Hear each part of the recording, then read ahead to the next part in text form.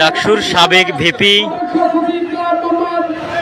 নূরের যে দল রয়েছে নাগরিক অধিকার পরিষদ, সেই নাগরিক অধিকার পরিষদের বাংলাদেশ যুব অধিকার পরিষদ রংপুর জেলা এবং মহানগর কমিটির আয়োজনে এই মুহূর্তে দেশে বেকারত্ব মহামারী নিরসন এবং অন্তর্বর্তীকালীন সরকারের কাছে যে 7 দফা প্রস্তাবনা দাবি তারা দিয়েছিল সেটি বাস্তবায়নের দাবিতে এই মুহূর্তে রংপুর প্রেস ক্লাবের সামনে মানববন্ধন কর্মসূচি পালন করছে। সেখানে তাদের নেতৃবৃন্দরা বক্তব্য দিচ্ছে। আমরা সরাসরি চলে যাই সেই বক্তব্যে।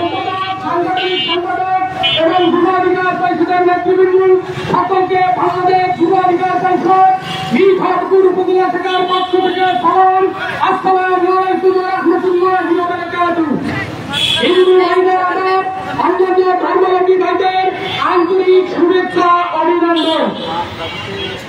সংগ্রামী সাথী ও বন্ধুগণ, দয়াময় কর্মচাই বাঁচার মতো বাঁচতে চাই। আপনারা জানেন বিগত 15 বছরে ফ্যাসিস্ট সরকার বলেছেন 10 টাকা কেজিতে চাল খাওয়াবে। আপনারা সবাই জানেন তারা ব্যর্থ হয়েছে, 10 টাকা কেজিতে চাল দিতে পারে নাই। সংগ্রামী সাথী ও বন্ধুগণ, আপনারা জানেন দাবিগুলো বাংলাদেশে বেকারত্ব হয়েছে। এই খুনি হাসিনা স্বৈরাচারী সরকার বলেছিল বাংলাদেশের প্রতিটি ঘরে ঘরে চাকরি দেবে। তারা ব্যর্থ হয়েছে, প্রতিটি ঘরে ঘরে চাকরি দিতে পারে নাই, কিন্তু বেকারত্ব দিয়েছে।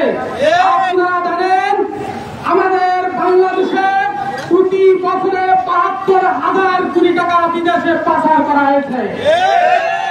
গত 15 বছরে 14 লক্ষ কোটি টাকা বিদেশে পাচার করা হয়েছে।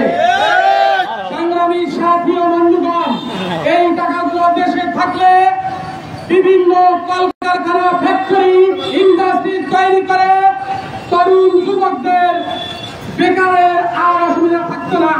তরুণ যুবকরা কর্মরত ছিল, থাকতো। সংগ্রামী সাথী ও বন্ধুগণ, বলতে চাই, আপনারা জানেন 2023 সালের বাংলাদেশের বেকারত্ব 7,35 লক্ষ। আপনারা জানেন এই 7,35 লক্ষ বাংলাদেশে বেকার থাকা সত্ত্বেও কিভাবে ভারত থেকে তারা লোক নিয়ে এসে বাংলাদেশের চাকরি দেয়। সংগ্রামী সাথী ও বন্ধুগণ, আজকে বর্তমান সরকারের যিনি প্রধান উপদেষ্টা রয়েছেন, আজকের এই রংপুর জেলা ও মহানগরের মানববন্ধন কর্মসূচি বলতে চাই, তার কাছে কারণ অনুরোধ করতে চাই।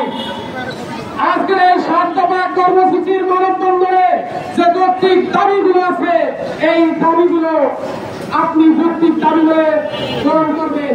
আমরা এই আশাবাদ ব্যক্ত করে সকলের সুস্বাস্থ্য মঙ্গল দীর্ঘায়ু কামনা করে সকলকে ধন্যবাদ জানিয়ে আমি আমার বক্তব্য শেষ করছি।